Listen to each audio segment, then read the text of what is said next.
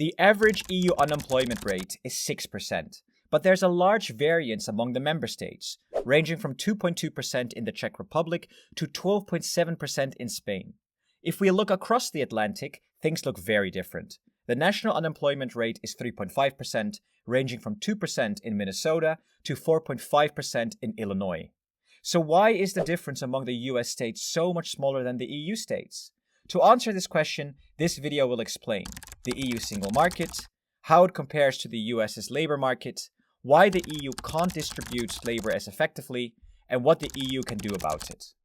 The EU single market grants its 27 members 4 freedoms: free movement of goods, free movement of capital, free establishment of services, and the free movement of workers.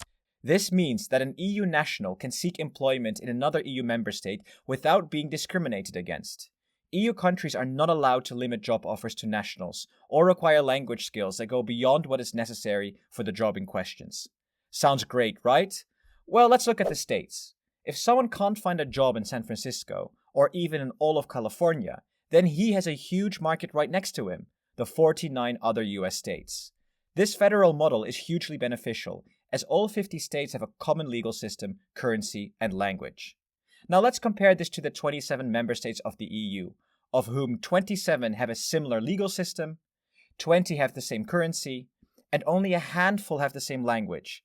It is actually quite the opposite, as the EU has 24 official languages.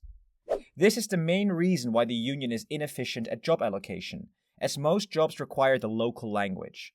The result is high unemployment in the south, even though we have employee shortages in the north. So what can we do about it? Well, the most straightforward solution will be to make English the second official language in every member state. This wouldn't only help the European Union with unemployment, but would make everything easier. Obviously, this is easier said than done, and I feel it would require 2 phases, a voluntary phase followed by a compulsory phase. The EU would have to invest a lot of money into language courses throughout the Union. Public institutions, education, and healthcare would need to be encouraged to use English as a second language, and incentives need to be given to companies who adopt English as their official language. The concept of English as a second language is not a new one. China has been immensely successful in doing this, as almost everyone speaks Mandarin plus their local language. And given that English is already spoken by 370 million EU citizens, it is the most logical language to adopt.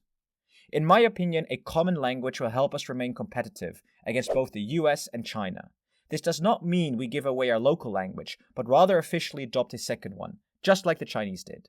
Shout out to Carlos for helping me with this video, and please subscribe if you like this sort of EU content. Until next time.